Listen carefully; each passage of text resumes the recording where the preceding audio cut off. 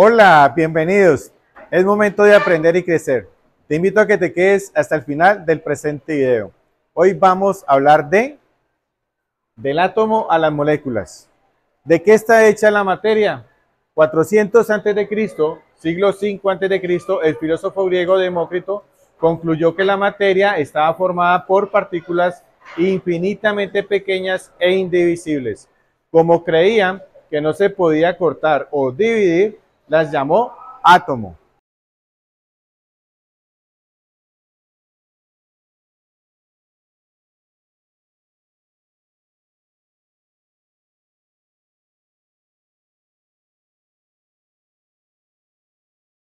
Bien, tenemos el dibujo entonces del filósofo griego Demócrito y se plantea el atomismo. El atomismo dice lo siguiente: la realidad está hecha tanto de átomos como de vacío. ¿Qué pasó después? 700 después de Cristo, el árabe Javier Hayam, por experimentos de destilación, observó que de frutas fermentadas, es decir, el vino, se obtenía agua, alcohol, ácido acético, azúcares y pulpa, afirmando de esta manera el atomismo de los antiguos griegos.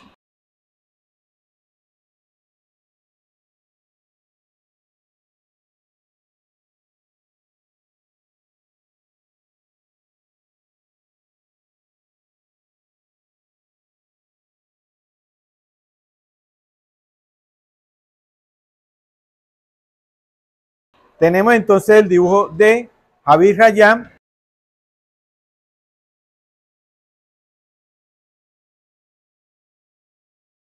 El árabe y el proceso de la destilación.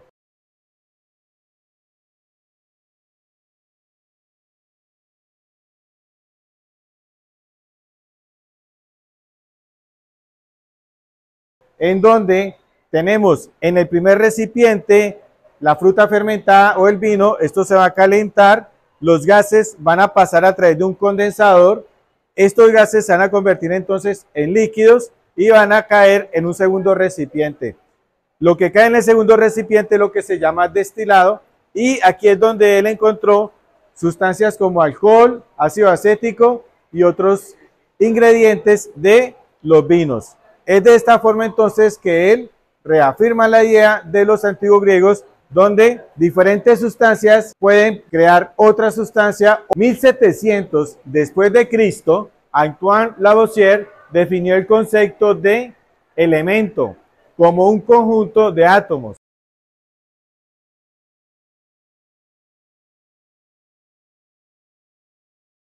En 1785, Antoine Lavoisier propuso la ley de la conservación de la masa.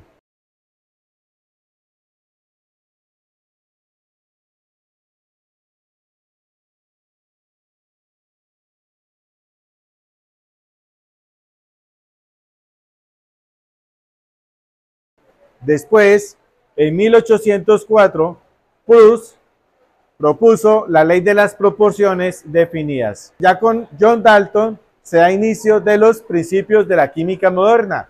Exactamente en 1808, este profesor de un colegio en Inglaterra se fascinó por la química y con experimentos a través del método científico propone lo siguiente: los átomos son esferas sólidas. También propone el modelo atómico, el cual se fundamenta en que los átomos son las unidades de toda la materia que existe en el universo.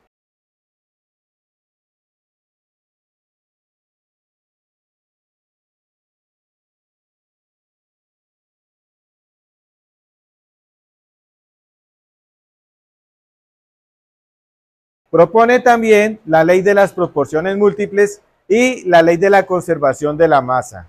Tenemos una reacción química en la cual hay un reactivo y estos van a crear unos productos.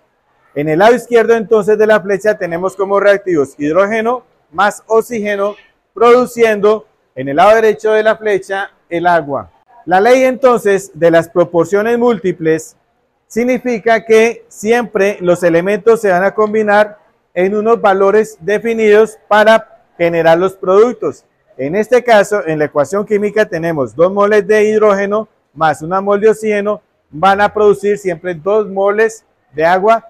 La ley de la conservación de la masa está indicando que la materia que está en los reactivos va a ser igual después a la materia que está en los productos. ¿Qué significa?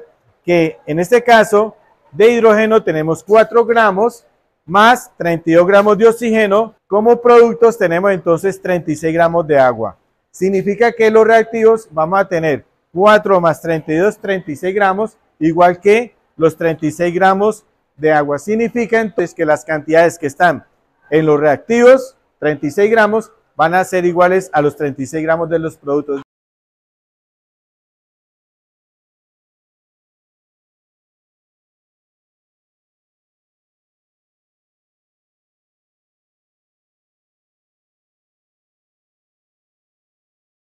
De esta forma, sabemos que la materia no se crea ni se destruye, sino que se transforma. ¿Y qué pasó después? 1869, Dmitri Mendeleev, químico ruso, desarrolló la tabla periódica de los elementos químicos basadas en el orden creciente de sus pesos atómicos. Tenemos entonces el científico ruso Dmitri Mendeleev proponiendo la tabla inicial de los elementos químicos, en la cual los organizó en grupos en forma vertical y otros elementos químicos los organizó en periodos en forma horizontal.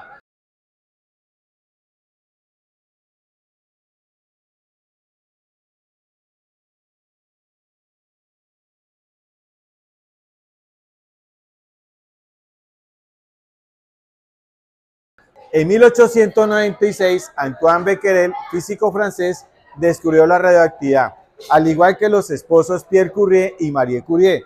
Es por ello que los tres recibieron el Premio Nobel de Química en 1903.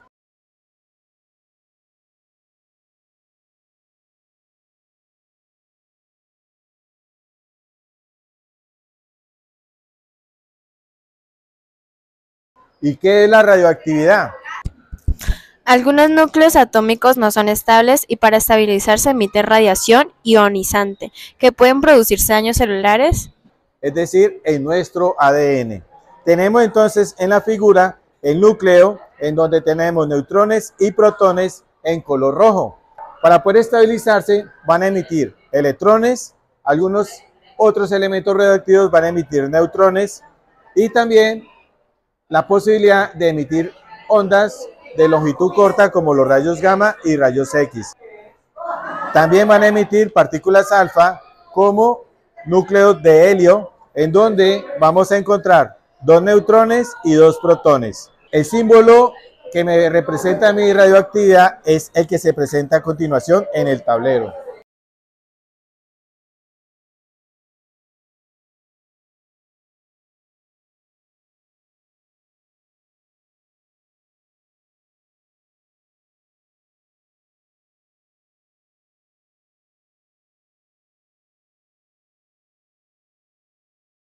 Ahora, nuestro cuerpo humano tiene como elementos radioactivos el uranio 238, el carbono 14 y el potasio 40.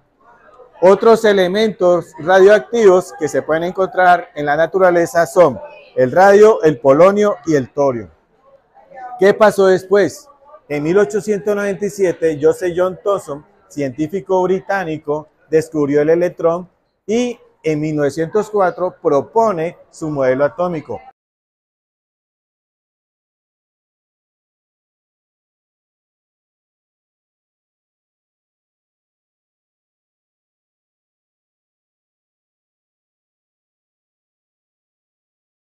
El cual se expresa de la siguiente manera.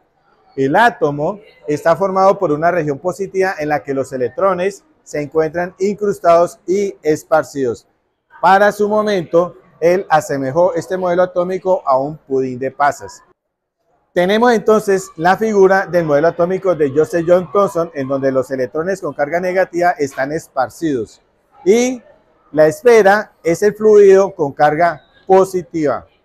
En 1902, Gilbert Lewis propuso el modelo del átomo cúbico.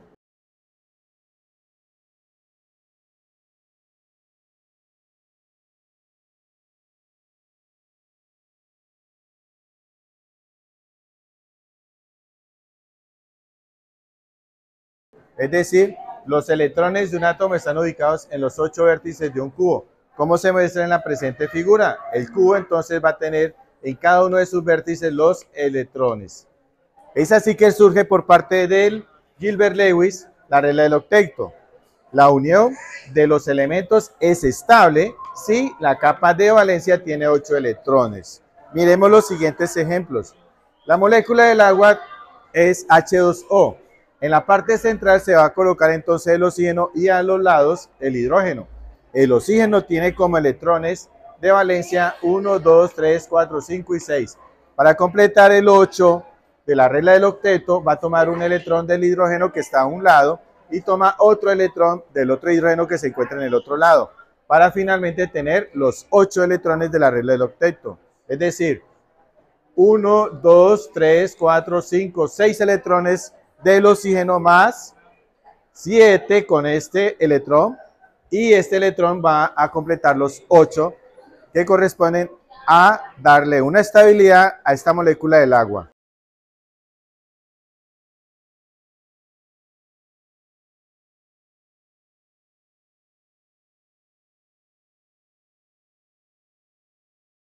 El otro ejemplo es el oxígeno, que en su estado natural es una molécula diatómica, es decir, que es O2. Tenemos los átomos de oxígeno, cada uno de ellos va a tener 1, 2, 3, 4, 5, 6 electrones de valencia. Para completar los 8, van a tomar 2 electrones del oxígeno vecino.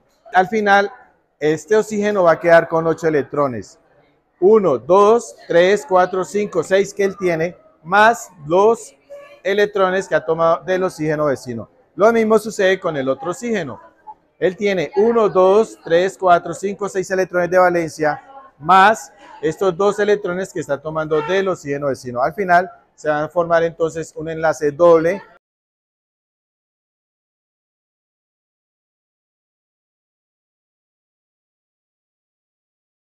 Y esa es la molécula del oxígeno que existe en nuestra naturaleza de una forma natural. ¿Qué pasó después? En 1909, Ernest Rutherford descubrió que el átomo está compuesto por un núcleo central pequeño y denso, rodeado de electrones con carga opuesta que giran a su alrededor en órbitas circulares.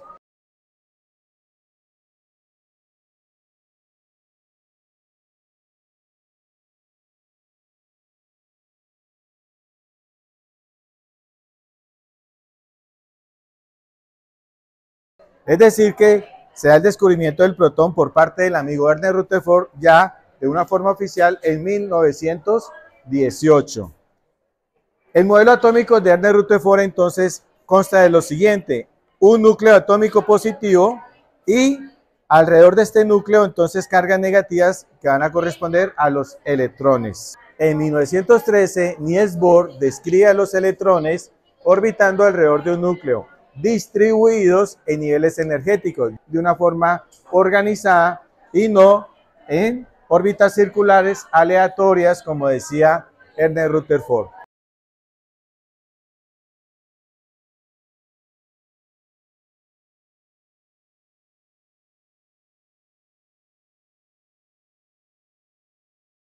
Miremos entonces un ejemplo para entender el planteamiento de Niels Bohr. Tenemos el flúor, símbolo químico F, número atómico en la tabla periódica 9 y su configuración electrónica corresponde a 1s2, 2s2 y 2p5. Esto significa que los exponentes son los electrones que están ubicados en cada uno de estos niveles y sus niveles de energía. Si sumamos los exponentes, 2 más 2 más 5 nos va a dar el 9, que corresponde al número atómico del átomo de flúor. La imagen o el dibujo que corresponde al átomo de flúor es un núcleo central con 9 protones positivos para poder neutralizar los 9 electrones. Tenemos entonces ubicados en el primer nivel de energía, que se llama K, 2 electrones, y estos 2 electrones se van a ubicar en su nivel llamado S. El segundo nivel de energía, que es llamado L, va a ubicar el resto de electrones, 2 electrones en el subnivel S y el restante 5 electrones en el subnivel P, 1, 2, 3, 4, 5. En la siguiente tabla entonces tenemos nivel de energía y cantidad de electrones. El primer nivel de energía K va a tener entonces los 2 electrones y el segundo nivel de energía llamado L va a tener en su subnivel S 2 electrones y en el subnivel P 1, 2, 3, 4 y 5 electrones. Esa es entonces la estructura del átomo de flúor ya con el amigo Niels Bohr. ¿Y qué pasó después? Se da el inicio en la mecánica cuántica cuando tratamos de explicar aquello que no se ajusta a nuestra realidad con todas las fórmulas matemáticas clásicas. Observamos que en 1925 Werner Heisenberg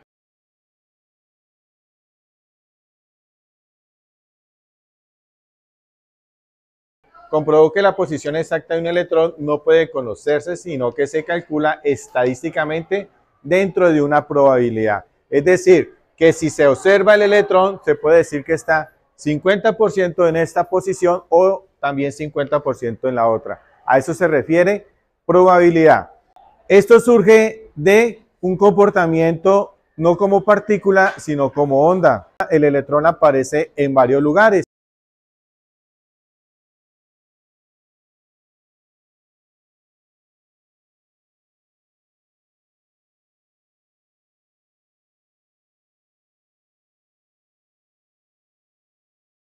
En 1926, Erwin Schrödinger explicó el principio de incertidumbre de Heisenberg, comprendiéndose la dualidad onda-partícula del electrón parecido al comportamiento de la luz.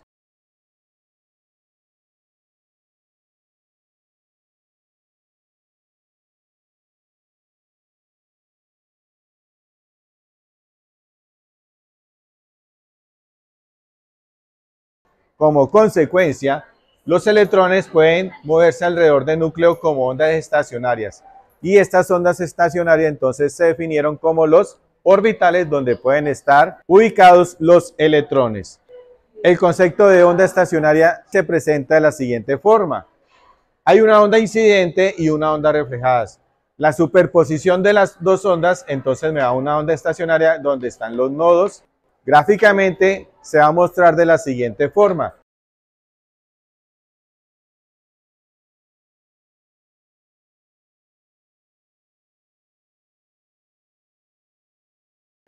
En el núcleo hay una primera órbita o primera onda estacionaria donde posiblemente esté el electrón. Recordemos que la ubicación del electrón se da de una manera probabilística, es decir, se supone que está en este espacio o en esta zona en cualquiera de estos lugares. Y también es así como con la ecuación de Schrödinger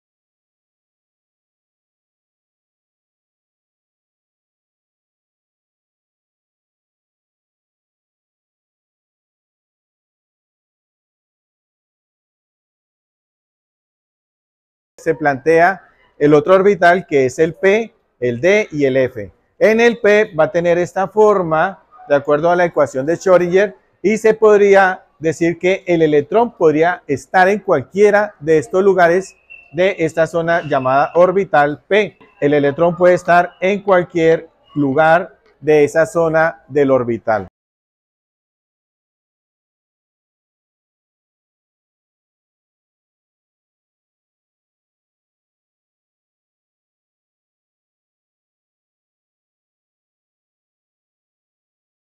Algunos éxitos de la ecuación de Schrödinger está en lograr comprender la estabilidad de las moléculas a través de sus enlaces químicos.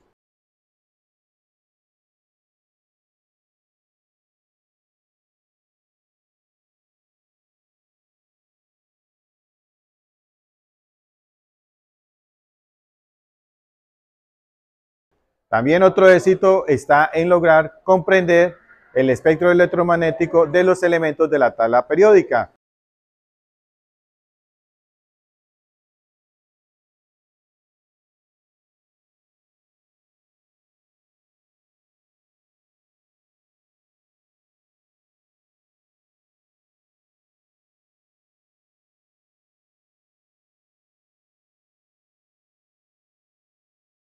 Es importante también ver que de acuerdo a la ecuación de Schrödinger se da la creación de la configuración electrónica de donde se obtienen los números cuánticos de los electrones de un átomo.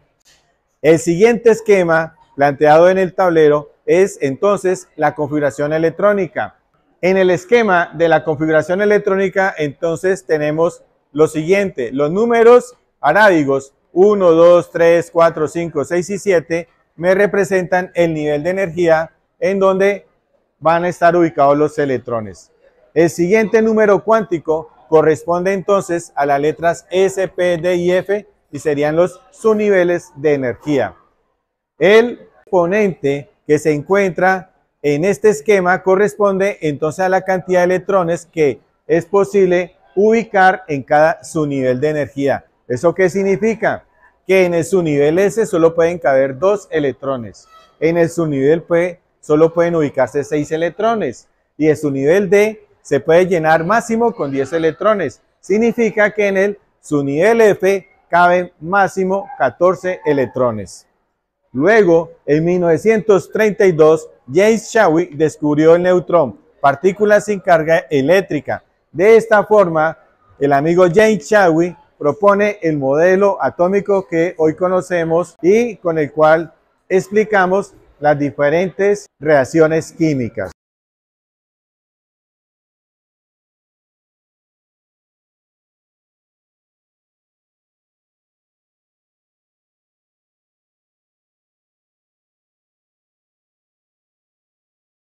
El modelo atómico correspondiente entonces es a un núcleo en donde se van a ubicar los protones con carga positiva, los electrones girando alrededor del núcleo con carga negativa y los neutrones en el núcleo sin carga.